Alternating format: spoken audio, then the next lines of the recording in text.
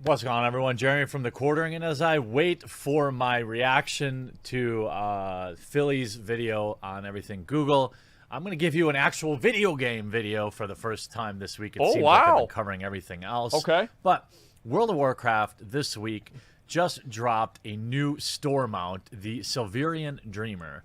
And I've often talked about this. I am an ultra casual World of Warcraft player. Fucking However, disgusting. it's one of the few games that I've played for many, many years. So I am very connected to the game.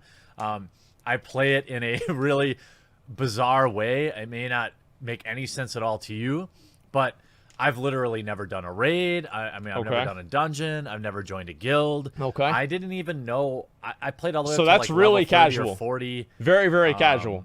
And never even knew what amount was. I mean, I saw them flying around, but I had no idea what was going on. I didn't know if they were NPCs or what. I just go about my day. Hey, I'm going to do a quest. That's all I do. I'm like, oh, ho, ho, I want to do a quest. And then, sometimes, I only get maybe 2 hours a day to play when I get to play it, which isn't even every day. So often, I might level up once in a week or two, and I'm like, that's what it's all about. Like just seeing that little level up effect. So this is a real casual Classic, right by here. the way, An actual casual. I'm doing the beta test right now, and I think I'm finally at level 25. I'm having a blast with it, but nonetheless. Oh boy. Okay. A video came out yesterday where Asmongold very casual lost his mind over the store mount thing, and I didn't really understand it. But I think I do now. I'm going to share just a finite amount. Wait, why would they not give this guy the beta? He's got a YouTube channel. He's got 500,000 subs. Why would they not give him the beta? Of course they're going to give him the beta. What, are you stupid? Like, yeah, he's a huge popular commentator on YouTube. Why would they not? Of course they're going to give him the beta.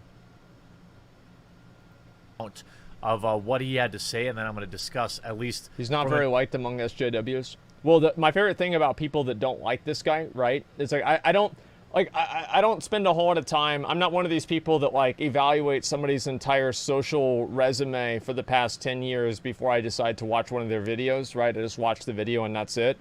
But it's like if the people like the SJW people don't like this guy, then why are they calling him the quarter pounder? Like, isn't that fat shaming?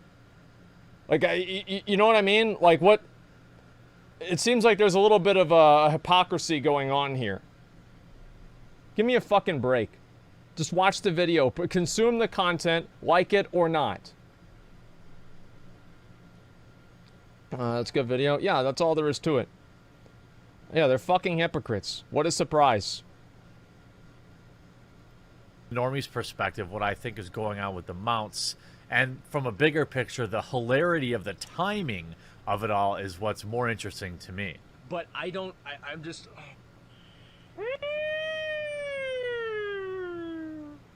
True. The problem with mounts now is that there are no mounts that you can just look at and tell immediately, oh my god, this mount is amazing. Oh my god, this is fucking great. That doesn't happen anymore. The problem is that these mounts come out, they happen, and then after the mounts happen, there's 8 different versions of them from all different varying difficulties. So it's like back in Wrath of the Lich King with Proto Drakes, for example. You got the red one, that means that you were a dungeon god. True. You got the green one, that one was you kind of had to be really lucky. My mom got the server first. True. Proto Drake, by the way. You get the what was it? The blue one, you had to be really lucky for that one too. It's a dungeon drop. True. And then you get the black one or the plague one. That It's means not that the same you're shirt. a god tier See, raider, it's a different shirt. But the difficulty variance between those proto drakes was not as massive, and also the commonality, right? The frequency in which you saw the proto drakes was very low. So if you saw a proto drake, it was like, oh my god, that's a fucking proto drake. Who's riding it?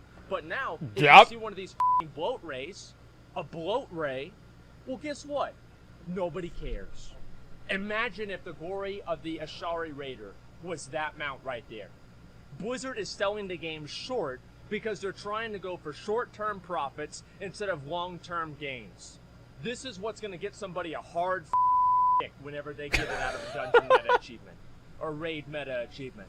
True. They're setting It would. themselves and selling themselves short. So obviously, Asmongold is pretty fired up here. Not happy. And while I was streaming last night, or maybe a little bit before, a lot of people were sending me this video, and I think I understand it. Essentially, I hope so. you know, drakes or mounts are status symbols inside the game. Absolutely. Now, one side of the argument, in my opinion, is that it's cosmetic. It's, you know, it's cosmetic only. It doesn't really affect the game. So this would fall into the probably acceptable monetization. Okay? And it would. It absolutely would. This is completely true if the game didn't have a sub fee. If you didn't have to buy for the expansions. think that that argument works in almost every case except in World of Warcraft, where you're already paying a monthly subscription and you're paying cash for expansions. That's an insane double dip when you think about it, right? True. So the fact that I'm paying monthly for your game should include lifetime free updates. But when they do an expansion and now they're charging for it, they're double dipping. So they're getting your monthly and your one time. So if only it was only double dipping. It's particularly egregious to have a game, a microtransaction on top of that at all. That's ridiculous. I think that's probably where the anger is coming from. Yeah. And it's understandable. So when you look at you never his double tweet dip? about it, I never do, talking actually. about another pathetic and embarrassing way to squander the goodwill you earned with the patch. By the way, the new patch looks pretty good. It does. I'm so It's great. far from the end game because I'm just getting back into retail, and I know many of you say World of Warcraft is dead. Fine, that's cool. Yeah, I'm a lot of having people fun do say playing that. it, but I only get to play for a few hours a week, and that's how it is. You know, whatever game you're playing, if you're having fun with it, then that's cool, right? A lot of people talk about Guild Wars or Final Fantasy 14. You should play these instead. Maybe you're right. I just like World of Warcraft. I like just going my own way and doing my own little questicles. But nonetheless, he goes, when you pay for an expansion and a sub fee, you shouldn't have to pay for items too. Store mounts are a cancer to the game. Whoa, 2 days trigger before warning. Quarter 2 ends, by the way. And that, for me, is the really interesting topic. It's definitely a transparent effort by Blizzard Activision to increase their financial numbers right before the deadline so they can report that to their shareholders. How does this work? Well, let me explain something right now. If you have to justify a decision that you make that affects the game with a business logic answer like, oh, it's just to make money, or oh, it's for quarter 2 or whatever, you are making a bad decision. If you can't make a decision or you can't rationalize something with an in-game positive for the players, you have already lost the connection that you have with your player base, and everything else you're going to do is going to be straight down the fucking tubes. That's all there is to it. Companies should never make profit at the expense of their own brand. It's bad business. in order to get this mount in the store, you have to do a 6-month sub. Now, Wow. just like Asmongold, I already do the 6-month sub anyway. Yeah. The idea is you get a small discount from $89 a month. I'm sorry, $89 to $74. So if you pay for 6 months in advance, you save what? 15%. Oh, 13%. It's right there. But what happens is $6. World of Warcraft now $2.01 pulls all this money forward. $12.06. Right? They pull all this money forward to inflate their Q2 numbers because they have a big influx of cash. Yep. The problem is at the end of quarter 2, Yep. going into quarter 3, all that money that they would have had then, now they've borrowed from penny to pay Paul, or whatever the saying is. They're like, you don't worry about that. That's happening next month. We don't need to think about next month because we got to think about right fucking now. See, that's the way that these companies do things. They don't even think like, listen, they think literally like what's right in front of them. They don't even think like this. They're like this. Pay Paul. No, not that, Paul. It's what the shareholders want. I can guarantee you that if you were to explain to the shareholders the system that they're using and the way that players feel about the system, and the unrest that players are feeling and the declining trust that players have with the company that they are invested in, I bet the investors would have a different perspective. The only reason that investors think this is a good idea is because they're too stupid to know any better. You know, they've pulled it off. So now in Q3, they're going to have to do something else. So now they're going to have to come up with another amount or another reason to get you to pay up front for the game. And this is not a good system. I believe Asmongold correctly points out that mounts, while for me, for example, they're not a big deal, they are a big deal to... It's not about their investors, not WoW players or whatever. It has nothing to do with that. If they are investors, let me ask you something. Like, it's like, I mean, if you think that, like, I don't understand. Like, if you're an investor, why would you want to invest in a company that is selling themselves short constantly and alienating their core audience? Because you know, like, yes, maybe this month you're going to make money. Maybe this month you're going to make money. But what happens next month? What happens the month after that? What happens whenever inevitably a product offering comes out and the consumers don't buy it and there's a huge backlash like there was with BFA and you lose a ton of fucking money? You sell it? Oh, you sell quick, right? Because you're always going to be prepared and you're always going to sell before your stock drops. Give me a fucking break. It's a bad decision. A lot of players, they're a status symbol, and there was a point... Yes, investors don't know what's going on. When you see somebody on a cool mount, you're like, dang, how did they get that thing? And you check them out and you see what they're up to.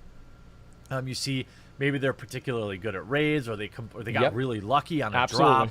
And I get that. And he talks about at the end of the video that, like, this drop is going to get somebody, you know, feeling funny in their pants because they got it. And he's 100% right. The hardcore World of Warcraft players, you know, the ones that have been subbed nonstop for many years, many are the type that really value their loot and their gear. Absolutely. All right, and a mount is obviously an extension of that. When you see somebody with a really rare mount, it's a really cool experience in the game, and this is where I really agree with him. So I about 75% agree with Asmongold, and the 25% I don't agree with is simply because I don't care that much about mounts myself, but from a business standpoint and from a feels bad, you know, imagine... And that's fine. That's fine, because Zach, you know, my friend Zach is the same way. Like, he doesn't really care about store mounts, and I get that. Right? I mean, like, the thing is, like, a lot of people make the mistake of trying to recruit every single person onto their crusade, and if any single person disagrees with them at all, they're an enemy or whatever. I get that. If you don't really care, you don't care. That's fine. Like, it's whatever. But most people can at least see where I'm coming from if I explain my concern, and that's all that I ask people to do. Just try to listen and see where I'm coming from. And I think most people do that, and it generally goes pretty well. Like, I mean, for the most part, I would say so. WoW's actually dead. The Mount Crusade. Yes, the Mount Crusade. It's more important than the Burning Crusade. Earning a mount that anybody could just get. It would feel so bad. So he talks about, you know, what if this mount was for a particular raid in the new set? That would entice people. The problem is that doesn't entice people to give Blizzard more money. It is a goodwill gesture in the game, the type of thing that World of Warcraft did during Vanilla or Classic that kept players around. And I think he's accurately pointing out that I think it will. I think it will actually get Blizzard to give them more money. I think it will. It's just not something that's it's not a direct cause and effect. Like, you get mount, you pay $25. It's an investment in the fulfillment of the game that's supposed to lead to a long-term relationship that the company has with the player that is going to weather the storm of bad expansions and bad patches and enjoy the good patches and good expansions. And that's really what it is. It's good. It's not just a goodwill value. It's an element of fulfillment. Why are you going to resub next month whenever you've got all of the rewards in the game this month? Having that reward to look forward to in the month after and the months following, and something to aspire to, keeps people engaged in the game. Many people that I know that have quit WoW because they reached some sort of an apex in the game, some sort of a plateau. they get to a point, they're like, oh, you know, I've done a lot of heroic raids and I don't want to join a mythic guild. It's time to take a break. I've gotten everything out of LFR and I don't want to do actual raids. It's time to take a break. Everybody reaches some sort of a plateau and then they stop playing. It's the same thing with a lot of people. And like, you can look at this phenomenon happen with like other games too. Why do people stop playing in Path of Exile, for example? Why is there so many people that play at the beginning of the league and then they drop off, you know, like maybe 2 or 3 weeks in? The reason is they reach a plateau with their gear or with their character's progression, and at that point they no longer want to continue playing because they don't want to continue doing the things and whatever, right?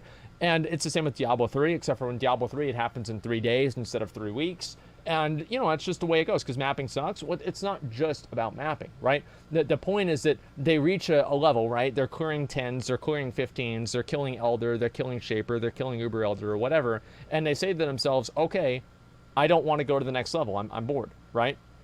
But usually that happens for like a time investment issue for a lot of people. For WoW, this gives them that next level. This mount is that next level. It could be that next level for a lot of people. While it does generate cash from normies, essentially whales, players that just don't care, they see a promotion, they're like, well, you know what, I'm going to save 13% anyway, and I get them out. In a way, it does seem harmless, but I do think that it feels bad to a section of the gaming community, a section of the World of Warcraft community that is, that really values the prestige that comes with a mount. And that prestige is something that is earned and respected amongst the game's longest and most hardcore players. So absolutely, I absolutely understand why Asmongold feels this way. Absolutely. And I do agree with him to an extent. I understand that, you know, I don't know if he goes on to mention this because it's an epic, like 1 hour rant, but at some point, is it only 1 hour? You know, it's not about making money for these game companies anymore. It's about making all of the money. So as scummy as it feels, I don't think we're ever going to get around this type of monetization. And the question will always be, well, what kind of microtransaction monetization is acceptable? You know, I think selling people level skips, you know, so if they want to pay $50 to have a level 100 character, I literally have no problem at all with that. Well, here's the thing, right? There are plenty of microtransactions that Blizzard could make that would be fine for the game. Here, let me give you a few examples, okay? In my opinion, I don't think they should have ever allowed people to make all 50 of their characters on one realm. I think they should have sold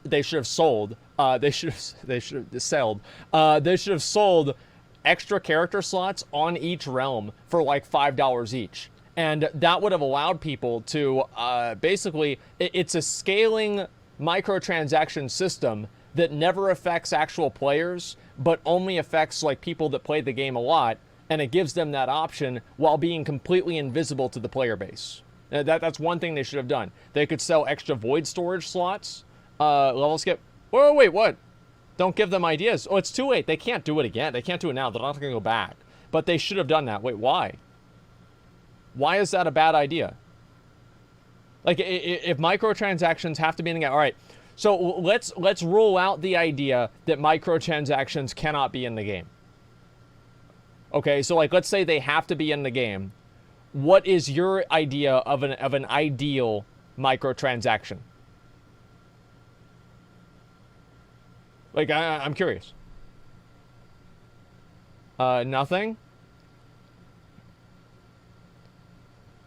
Okay, so you guys are retarded. Okay, got it. Nothing. Okay, got it. I think that is the type of thing that is a fine way to monetize the game. I personally, I talk about how I did that in Red Dead Redemption, how like I used the gold bar glitch in the beginning and I completely regretted it. When I came back, I think during Mists of Pandaria, I did something similar. I paid for a level 40 character, or level, I don't remember. It was a high level character. Yep.